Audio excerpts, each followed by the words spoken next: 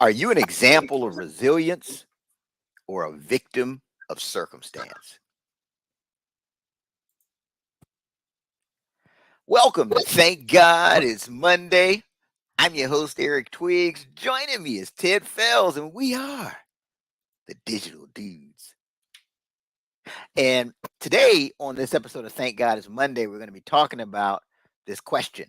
Are you an example of resilience or a victim of circumstance? That's the question.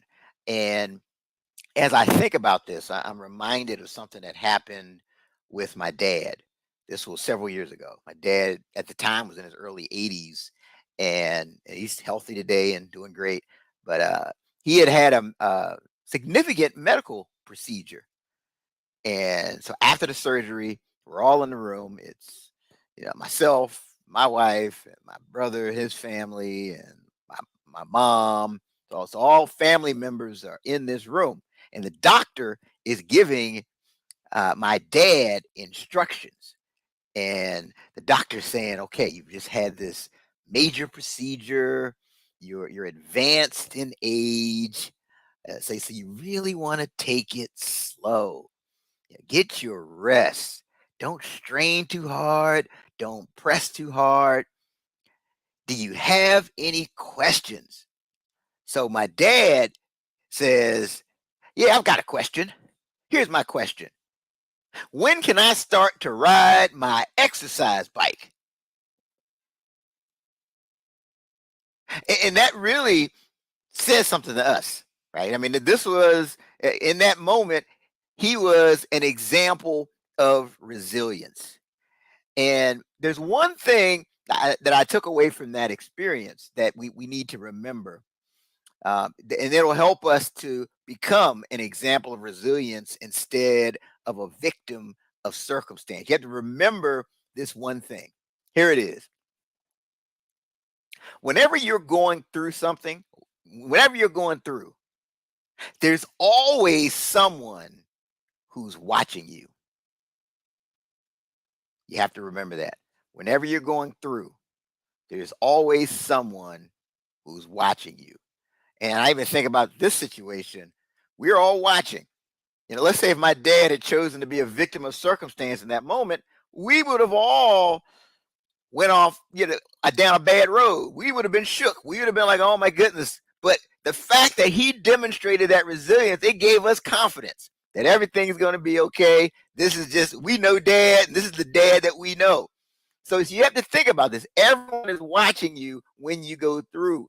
So if you're a CEO and you've got employees and you just lost that major account or you just made that public mistake, everybody's watching you to see how you're going to respond.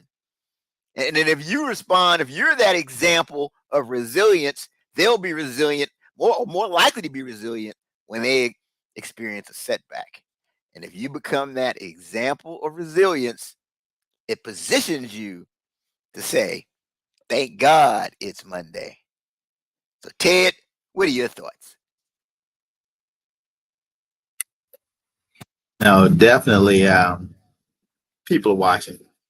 You don't know that they're watching you until afterwards, right? Like, I've dealt with some things in business, and I've had people say, "Oh man, just the way that you dealt with this so calmly." That they have no idea. That was I used to have hair, Eric. I used to have hair. I Right? can relate Yeah, to that. I can relate yeah, to that. yeah. I used to have a little afro, and they don't know, or they just thought I changed styles or whatever, but they don't know you know what you're really going through. And I just feel that as a leader, you always have to be able to show that level of stability, right? That you got it figured out, right? Or that you feel that that you uh that you have it under control. Because if you don't, everyone else can just freak out. So I just say that, as that leader, you can't freak out, right? You got to kind of have it together, even if it's you just have it together in order to come up with a solution, right? And that's key. And you just, people are watching you. They're listening to what you say, how you're saying. They're looking at your reactions. I also had a situation one time that we had gone after multiple proposals, And man, we were just getting rejection letter after rejection letter after rejection letter. And one of the employees that was, kind of leading the proposals, I mean, she was just really kind of, disappointed. And I just had to, I just couldn't lose it, right? I had to be, show her that, that we had it, under control. And then when we started winning some contracts, you could definitely see, you know, that helped her to get through, because one more loss, you probably would have, that just could have been it. And so as a leader, yeah, at all times you got to be able to, show that that you're confident that you're going to figure it out, and just know that others are watching you, and you'll yeah, you'll be surprised at who's watching. Yeah, and this Yeah. I heard this quote that said that when it comes to leadership, that more things are caught than taught. Meaning you can sit there and try to give somebody a sermon and tell them what to do and tell them, oh, you've got to persevere and you got to see it through and you got to stay tough.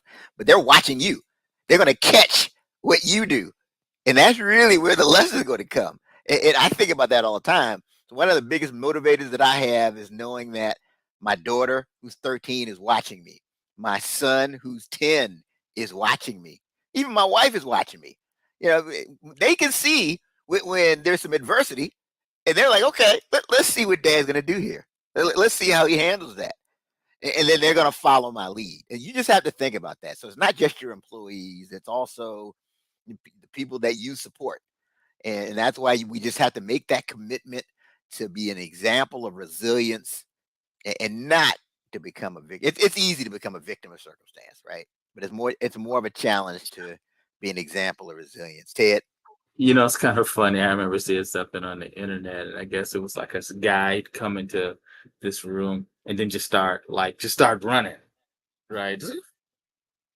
And you can see everybody else like, what? And they're running, they're just kind of going along with him, because they just kind of just saw him running and hollering and all that. And it was like, I guess we need to run and holler, right? So I mean, I think, it's just a good example of that. Like you got to come in, you got to have the calmness. Oftentimes people tell me, Ted, you're so calm all the time. And I'm just like, well, I mean, there's no need to making a whole bunch of noise and going crazy, because whatever you're dealing with, it's still happening, right? So I'd like to just be able to be calm, because for me, it just helps me to kind of think.